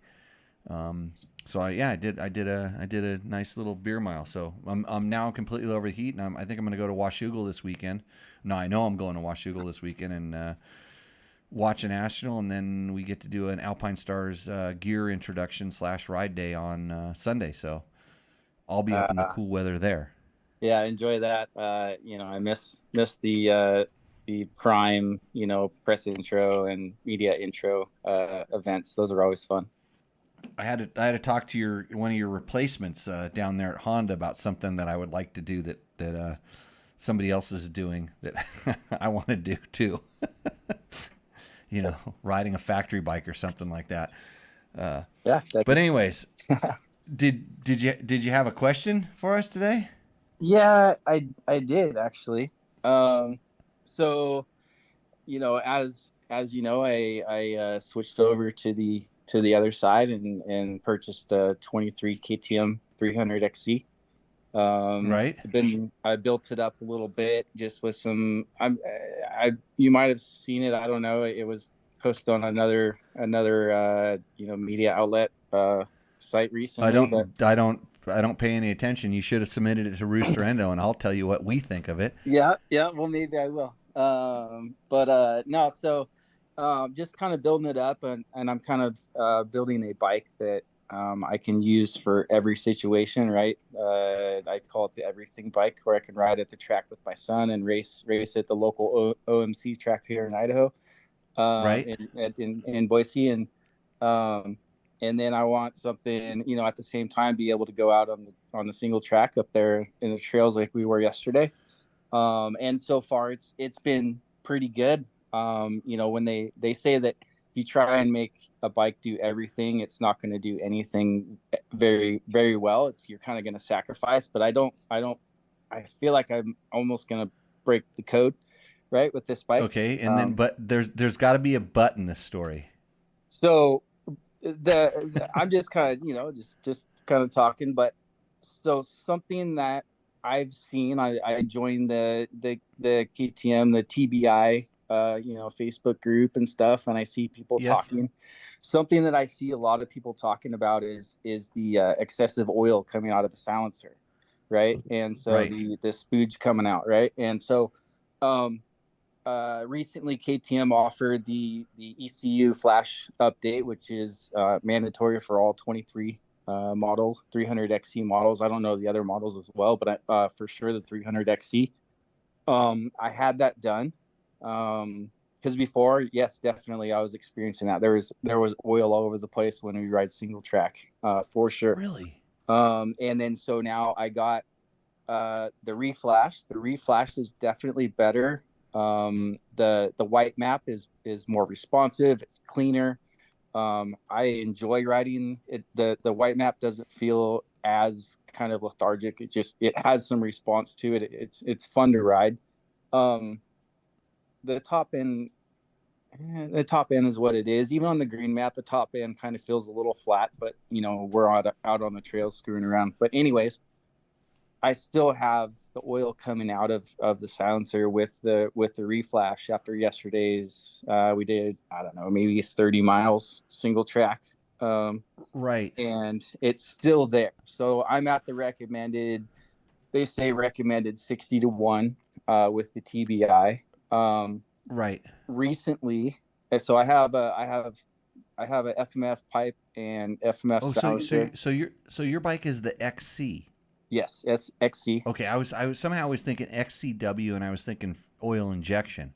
Well, no, because I originally I was going to go with the XCW, but I wanted something I could ride everywhere and enjoy it, And so I had the XC. I do have the FMF pipe and the spark arrestor silencer.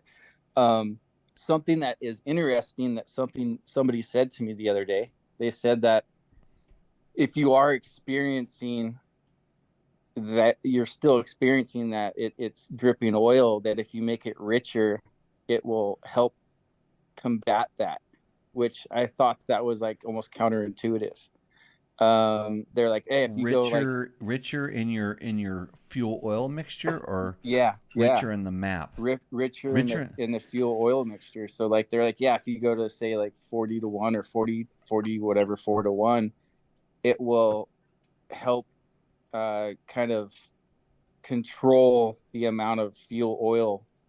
But I was like, it kind of like threw me for a loop, right? Like again, I've ridden both ECU settings, but I'm still getting the silencer leakage, and so I'm like, okay. So I'm gonna tell you why, or maybe where the silencer leakage is coming from. Yep. It's residual from the previous tune, because you may have kind of gummed up the pipe. I mean, if it starts coming, you think about it, if it starts coming out of the muffler, and you've probably seen like imagine like pressure washing oil off of something. Yeah. And you see how hard it is to actually get it to move. But, so when it's building up, it's kind of all building up in there, and it's sticking everything. And then when you stop, it kind of pools up down on the bottom. Yeah. And you'd be amazed at if you have one bike that's running rich and it's kind of spooging out with stuff like that. If you've ever cut a pipe open or pulled out the silencer packing on a rich, oil mixture running 2-stroke, that stuff gets a little bit saturated. So I'm kind of guessing that some of it's right there, and it's not really burning off, because it's kind of at a better place now. Because I have a 19, and mine's never ever put any. It looks like a 4-stroke, literally out of the tailpipe. And I mean, I trail ride it. We ride it out in the desert and stuff. But I do get on it every once in a while. I like to rev it out and feel the power valve open all the way up. Yep. Things like this. So, but I have had bikes that I've loaned, like my buddy George, who's actually probably in the thing here. He rides it around like a tractor, a couple gears high. And then when I hop on his bike and ride it, I make it spooge. He doesn't. I get on it and I blow some of the stuff out. So I'm guessing that some of that stuff could be residual. Interesting. To the point that somebody told you that you could run more oil in there. What that does is in theory, it actually, because it's since it's in your gas, it's actually leaning out the amount of gas that's in there. So technically it's making it, quote, leaner. And leaner would run hotter, and hotter could potentially burn some of that stuff out. That would be the only logical answer I could think of for why adding more oil to the gas could cause it to do any better. But yeah, those would be my only suggestions, other than actually going leaner, going less than So maybe when you know you're going trail riding and you're going to be single track trail and stuff like that, running it down to like 65 to 171, just slowly bring it down in a safe way. And it's so easy to pop the pipe off that and look up inside there and say, yeah, it's still got a little bit of, and when I shut it down, I'll, you can look up there and you can, run your finger on the skirt of the piston and say, okay, there's some oil in here. This is good. I'm okay. It's not dry. Those would be my kind of techniques for doing it. Or if you have the opportunity, if you have a stock, you have your stock exhaust still. Oh yeah. I still got the stock exhaust. And it probably wasn't used for that long. No, I only used it for, I think, a couple times, and 3 times, and the 3 times that I did use it, it was at the track, so we were running hot anyway, right? Yeah. So maybe throw that on for a weekend, and because it might be cleaner inside. You could actually just look inside of it and see, hey, this one's a lot cleaner. Put it on there and see if the oil doesn't affect it, and maybe like I said, maybe it'll just take a little bit of time to burn it out. I think what I'm going to do is I'm going to repack that FMF silencer for sure. But then I'm also, Yep. I think I'm going to experiment with the oil, because if I can get it to, if by increasing the oil in the gas, and then if I can get it to run a little bit slightly leaner by adding the oil and the gas, but then when I open it up, it's richer, and I'm able to, use a little bit more of that, because again, I felt like it was maybe a little bit flat on the top. So maybe there's something there in that oil mixture theory. Yep. And that would make sense. It would kind of technically lean it out. And the other thing you want to check is, like if it's a little bit lean. I know they don't want you adjusting the power valve on those bikes. Wait, yours is not electronic, correct? Well, yours no. Yeah. Yours is the analog power valve, right? Yep. The way to wake that bike up is by playing with that power valve. Yeah. You would be amazed. Number one, I always tell people to make sure that it's free and it opens all the way up. It actually opens the exhaust port wide open. And that can be done with the pipe off and just by manually pulling on the, forcing the valve to open up and make sure that when it tops out, it's topped out all the way where it's supposed to be. Just power valve height. That's super, super helpful. But then play with that, just you can wedge a flat blade screwdriver in there, or Enduro Engineering makes a really nice tool that you just kind of get in there and try it, one turn in from where it's at, and one more turn, and to go both directions, because one will kind of sluggish it up, but it also makes it hit harder, and then another one will wake it up, but then it makes it flat. So it's kind of you got to kind of play around with it, and it's not going to hurt anything. Yeah, no, it's interesting. It's a great bike. Other than the jetting, it will kind of affect the jetting a little bit. The fuel injection. Yeah, no, absolutely. It's been fun. It's a new new adventure, and it's been fun, playing around with it. So as time goes on, hopefully I'll have this thing dialed in the next couple months. I'm gonna go out with the guys over at Carl Cycle. We're gonna try one of their new heads, and we're gonna try a couple other things. They got some other options for engine performance. So yeah, it should be good. Like I said, it's been fun trying to mess around with it. Yeah. So yeah, those guys at Carl Cycle, and by the way, shout out to the OMC track down there. We donated a school to them when they did their raffle to get all their drainage stuff done so they could stay open. I want to go up there and ride and do a school pretty soon, so hopefully we can put that together. Hey Matt, how close are we to Roost or Endo? Whenever we want it to be. Let's go ahead and start hitting this. Okay. We have a whole bunch of Cove video questions. I'm gonna probably might have to hold these for the next time. We'll do a whole show. Yeah, yeah. On Cove. We've had a lot of Cove stuff, so I understand if we want to hold off on some more Cove stuff. So Kobe we'll or go Cove? ahead and- What's that? You're looking for one? No, I What's just a- want to know how you what's- pronounce that. Cove.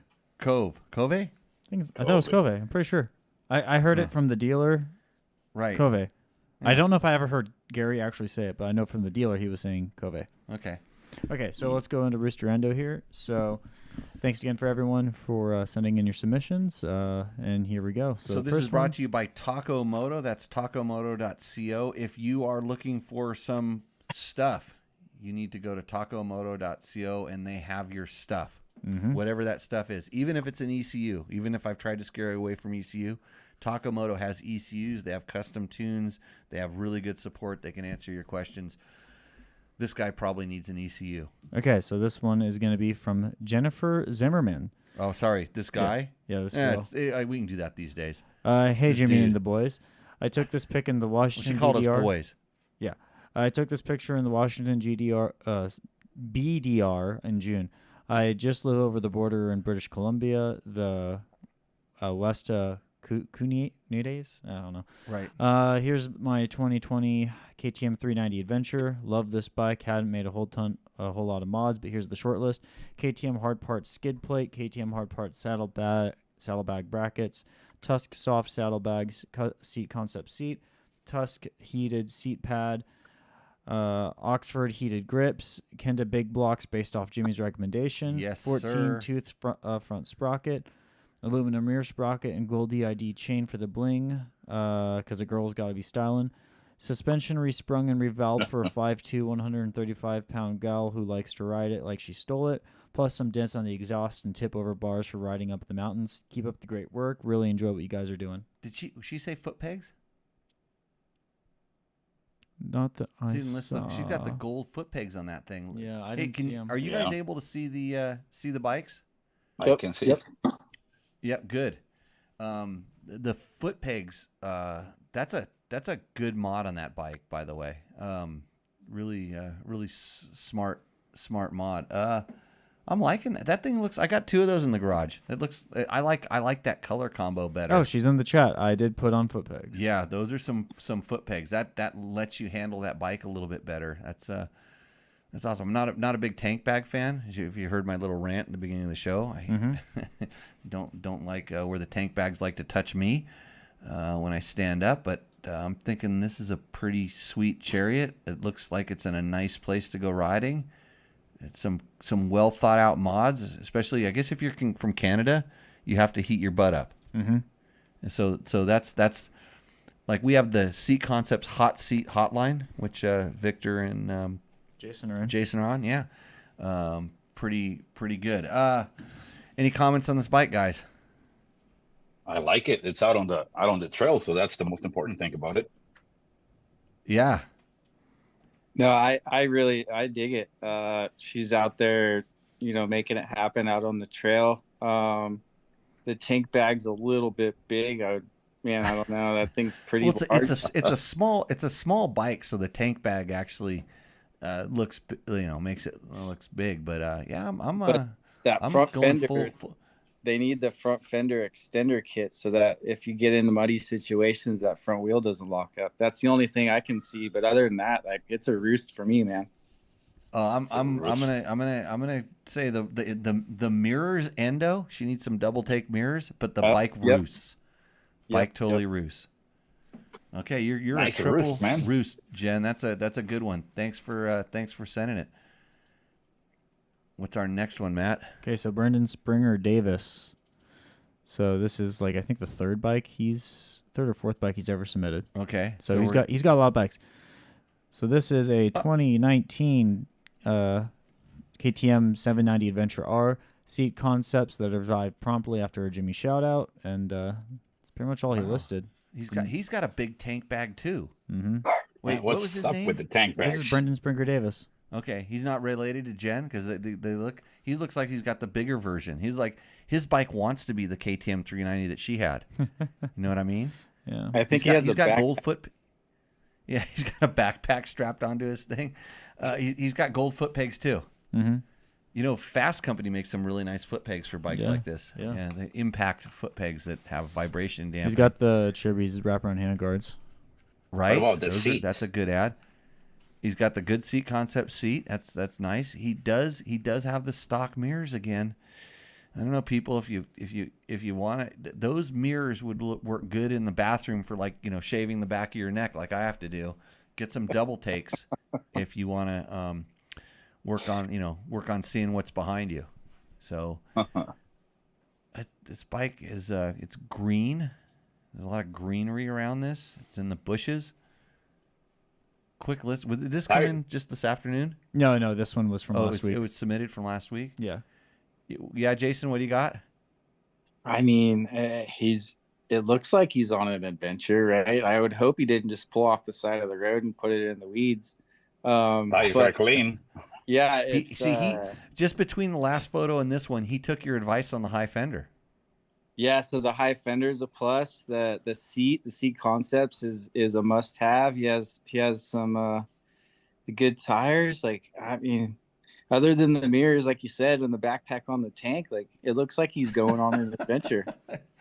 He's got to put all the stuff in the tank because he's not running into the saddlebags. So yeah, I'm gonna go with a Roost.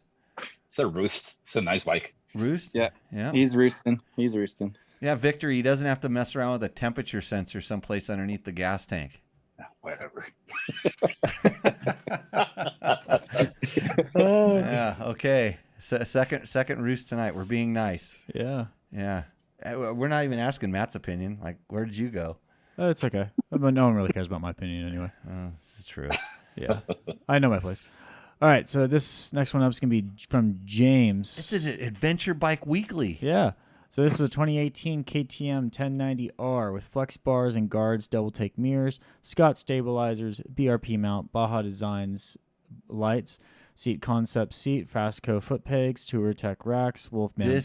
This bike looks like Camel it looks like my bike, and I know the guy that owns it. Yeah, Camel ADV auxiliary fuel tank, Kenda big blocks, and a climb Badlands jacket. That's what it was. Right. This is a twin of my KTM, with the exception of I believe the skid plate is the only thing that's different on this one versus mine. Jim is one of our instructors at our class. I started looking at that. Where are the mirrors at? Is that where the mirrors at? They're folded down. He's got the super solid double takes that he forgot to mention, right? Did he mention the double takes? Interesting. Let me see. I think he might have failed to mention that. Bzz, penalty box. Nope, right. Double take mirrors. Oh, he right did. There. Oh, yeah, he did. it was super early in the submission, so I forgot about it already. Is that the Virgin River? Or is that the Colorado River? Virgin River Gorge. Can't tell. That's a really nice place. Chris B says the rear plate carrier was clean. Oh, so he's claiming that the last photo at the rear license plate carrier was clean, which meant that he actually just rode it off the road. Oh, it's squeaky clean. Actually, I went back and looked at the picture. Yeah. Okay. Hey, if this bike doesn't roost, Jim's bike here doesn't roost. He threw it in as James too, huh? He's trying to disguise his name and everything.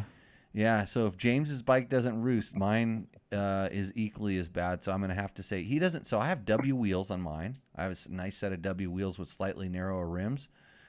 What else have I done to mine that's different than this? I don't think. Does he have a tall seat or does he have a normal seat? I think he has the normal seat concept seat. I have the tall one. It's not specified. Yeah. Are those skid plates stock? Skid plate's the hard parts one. And on that bike, you definitely want to have a good skid plate on. I have a Tour Tech on one of mine, and then I have a Black Dog Cycle Works on the other. And the Tour Tech one is a little bit more like this, where you don't really want to smash it, but the Black Dog one, you could use it to break rocks and smash logs. If you want. But yeah, this bike roosts in my world too. It roosts as a bike. Awesome. It roosts too. Hey, Victor, if that Honda's causing you some problems, you want to buy one of these. I know a guy has one. My buddy has a 690, and I'm really tempted, man. Believe me. Yeah. No, don't go down that. That's a horrible bike. Don't even go there. You said 690. Yeah. That view, that's definitely the best view. He has all the right parts. That that last one is good. That's a Rooster. It's a Roost. Yep. Yeah.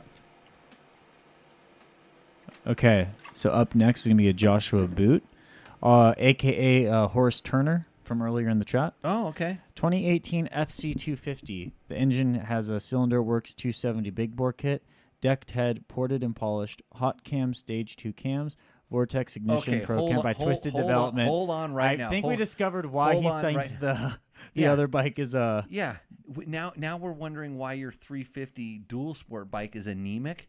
You have a picture of the problem right here. Your 250 that's now a 270 with all this tuning done to it. Yeah, it's going to blow the doors off. It's going to have the torque of a 350. That's why you make them into 270s. Yeah, it always comes around, doesn't it, Matt? Yeah, we solved the problem. Was he baiting the hook for us earlier or what? I don't know. Yeah, okay, keep going. Recluse Radius CX auto clutch, FMF full system, 2-stroke air filter cage, 1352 gearing, and the chassis features cone valve forks and X-Track shock, devolve adjustable link installed after the photos were taken. Wheels and clamps are from a newer factory 450 edition, 450 factory edition. Custom valve stems, Honda steering stabilizer and ride engineering mount, Works connection hole shot device, a Cherby skid plate and frame guards, Guts Velcro seat, powdered coated swing arm, oversized front brake disc from one of Alex Ray's old Huskies, Carapax pegs, 10 millimeters back, 5 millimeters down, and you can see my Honda Foreman and Husky FE350 in the background. Oh, Honda Foreman / Husky 350. Well, what's the other bike in the background? I don't know. Yeah. You know what? It's also got numbers on it, so. Hey, for the custom valve stems and the listing of it, it's like this. Hey, do those valve stems light up? Do they have lights on them?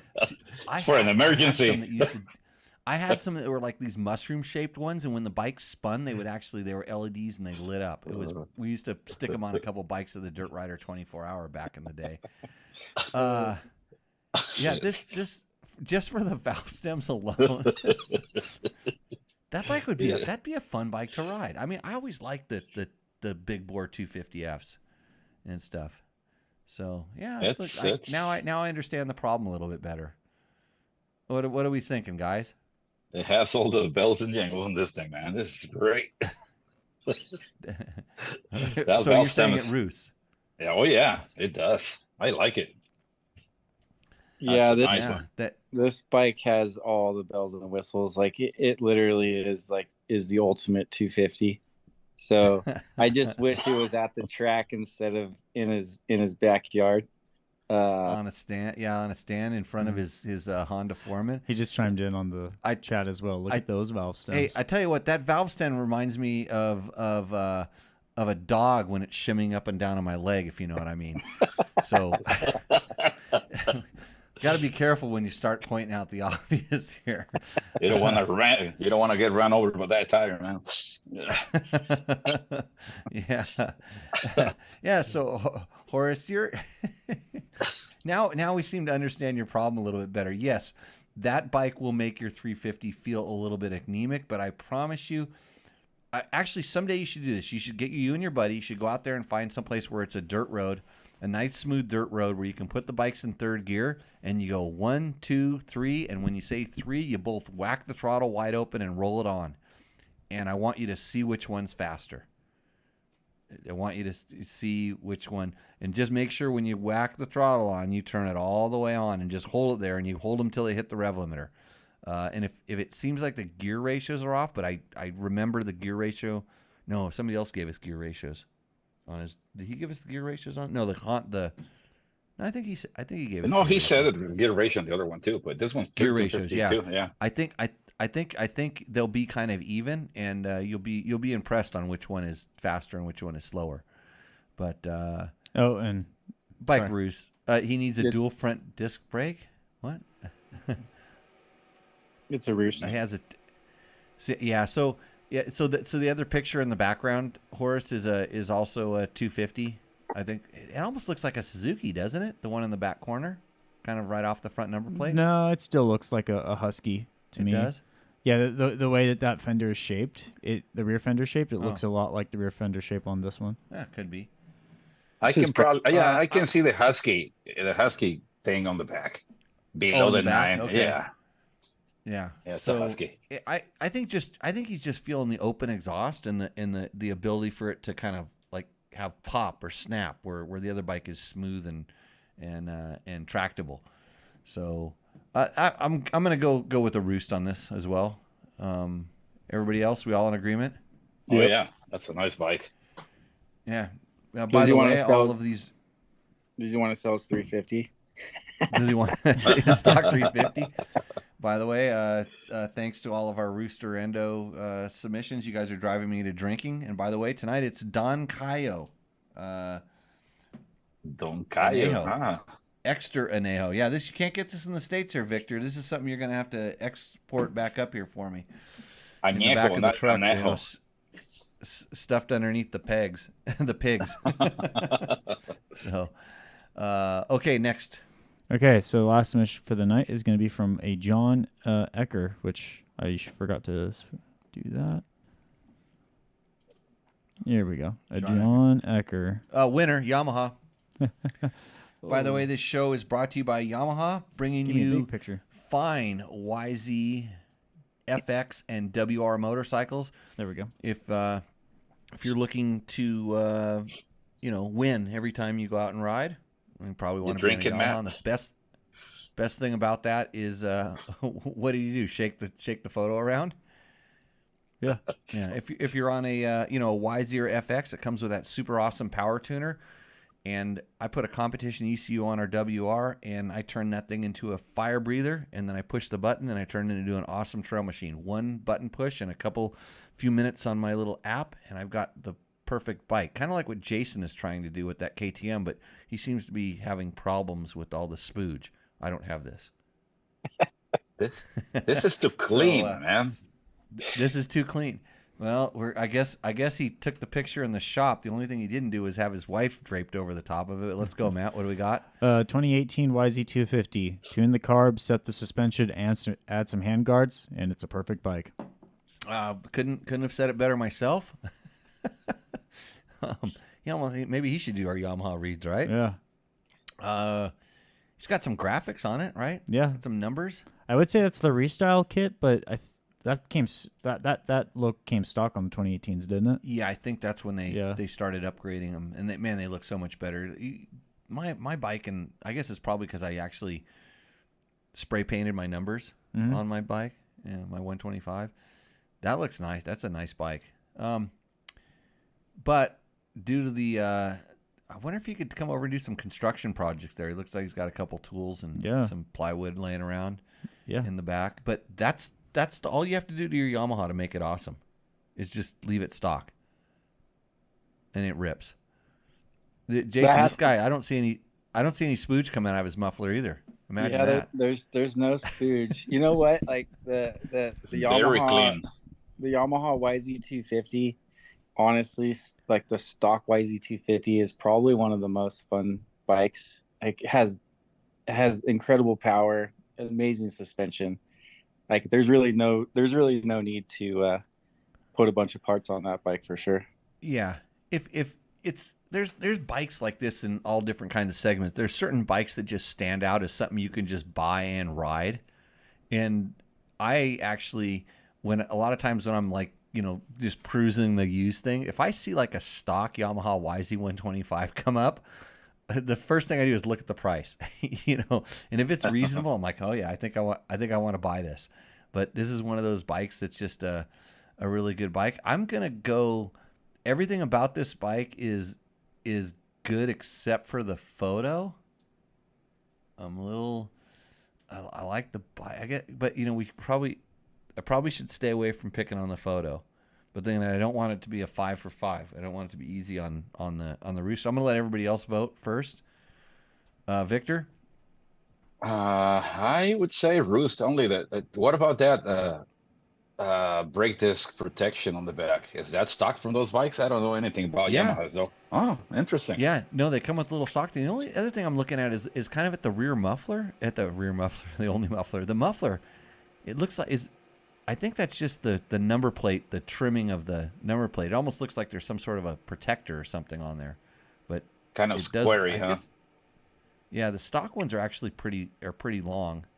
Was it YZ250X on No. this one? It was the YZ250. the YZ250. Yeah. If he put handguards on it, he should have got the X. And speaking of power valves, Jason, the biggest difference between those two bikes, yeah, John says his muffler is stock.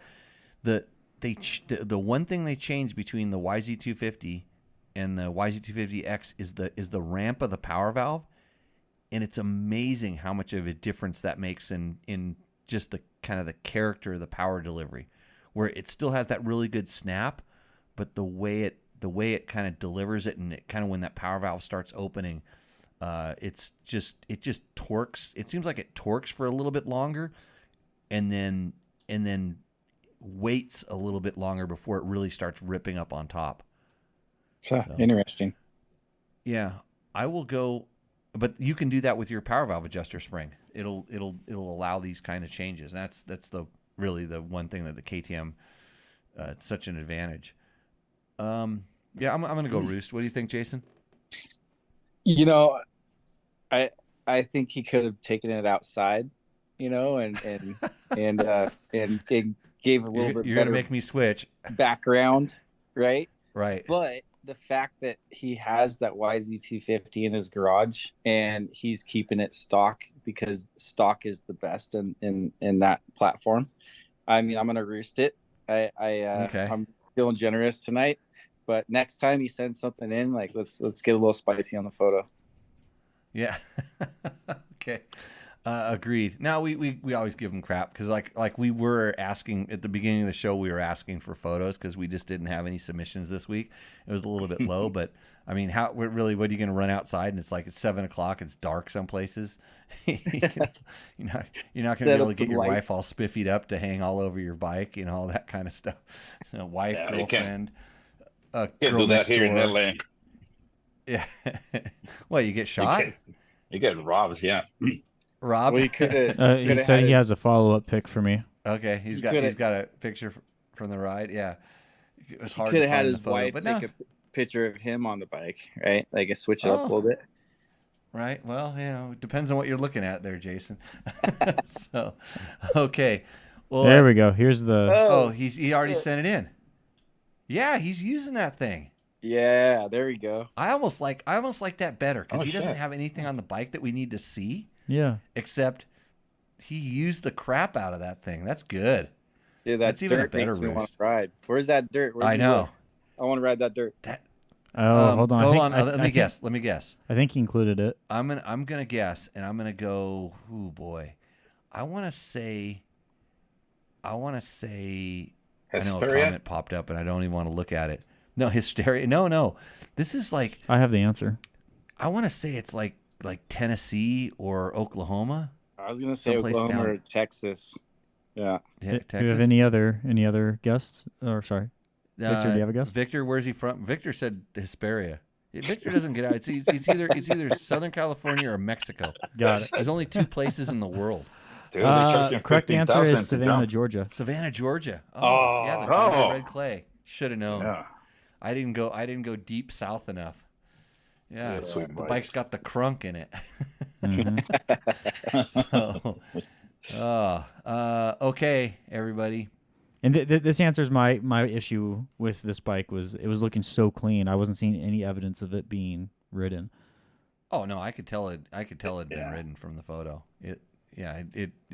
There's a different kind of shine because he looks like he used a lot of the he like took it a while to clean it and put some of the shiny stuff on it, the silicone sprays and stuff. Yeah, Georgia clay, baby. Oh boy, that stuff is slippery. Ask my wife about that stuff. She rode a GNCC and all the locals pointed her right into the middle of a mud hole, and then her bike just it was stuck. Okay. Yeah, time to pick a winner. I was sure a little while ago, and now I'm waffling a little bit, but I'm going to turn it out to the peanut gallery. First, Victor, what are you saying? I like the other one, the one with all the bells and whistles, man. That's a really nice bike, and he put a lot of money into that thing, and it looks like it gets ridden a lot. But Oh, I don't know. his Husky. The one from Joshua. Yeah. Right. Okay. Joshua Boot. This Yeah. one. That's a nice bike. I mean, and I promise you that he's going to take that money and go to Takamoto and start talking ECUs for that 350. So that would be a nice logical one. Jason? I've been going back and forth, but I'm still digging the 390, right? Oh, really? Oh, the first one. Yeah, like she was out there, right? Like she's riding that bike and she's out there and she's doing it and Right. adding all the bells and the whistles and right, like look at that, like the clouds. You got the green. Yeah, it's a super solid bike. Right. I want to ride there too. I don't want to ride. Okay, so I'm gonna start breaking it out. I don't want to ride in front of the skid pad that's the front approach of the garage that the Husky's on, and I don't want to ride in the garage, even though it looks like he had fun riding with his bike in Georgia Clay. I like all the mods of the Husky. We can't give it to Jim. That's insider trading. Yeah. He did say it was Grand Canyon, by the way. Tall seat. It was a Grand Canyon. Yeah. Oh, tall seat and Grand Canyon. So, yeah. Can't give it to Jim, so he's automatically disqualified. Who submitted more than one bike? That was the second bike, correct? Yes. Brendan Springer Davis has submitted numerous bikes. Brendan's going to get... Oh, but he's not won yet. I think he might have won a while ago. Okay, yeah, he's disqualified. His fender was clean. His fender was clean, but it was a nice photo. You got it in the flowers and everything like that. I'm really torn between the three bikes that we're discussing now, especially this one. Yep.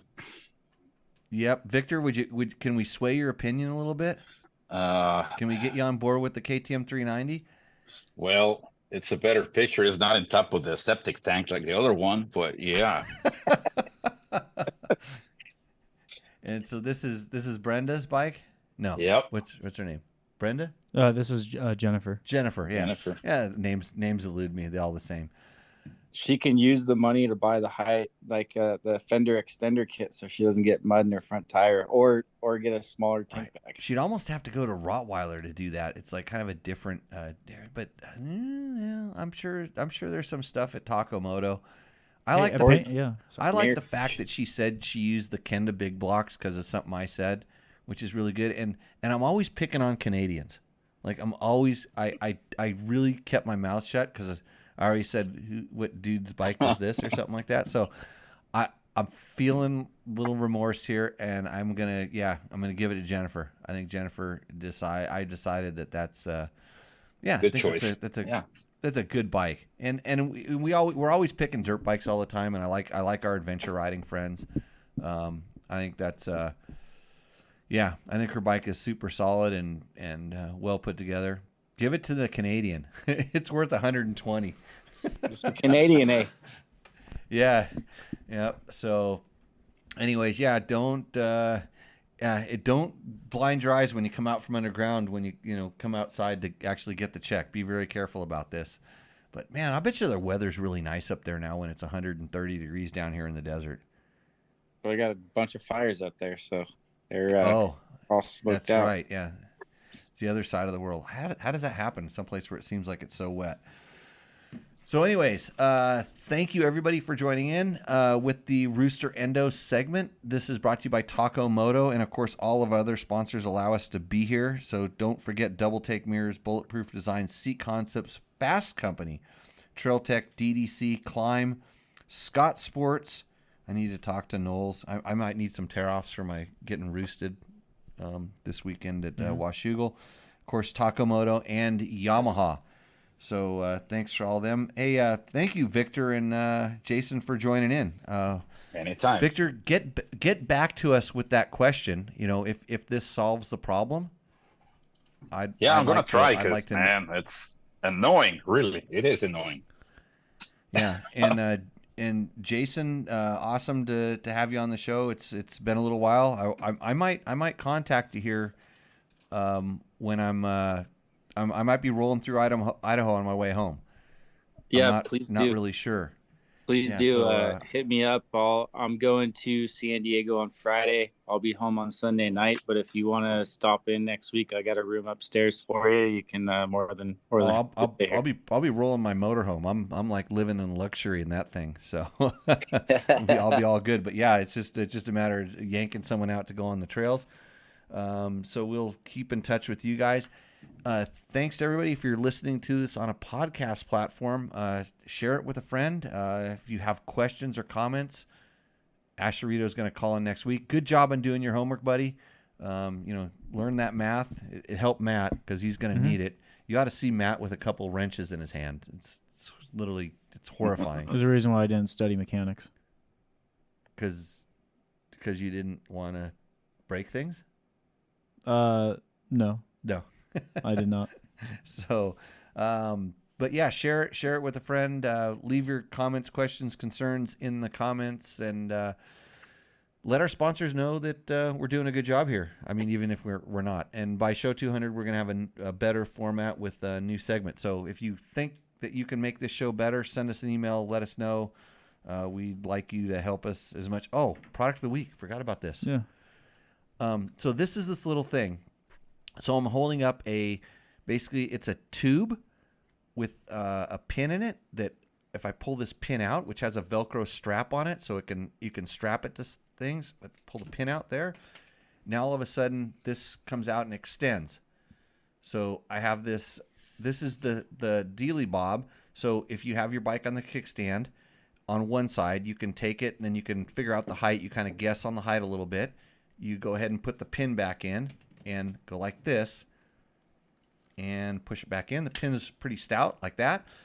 And now you hook this onto underneath the foot peg or a hole in the skid plate or something, and that holds your bike up. And depending on whether you're doing front bias or rear bias, it will hold the front wheel or the rear wheel off the ground, and you can do a tire change. So this was the tool I was talking about.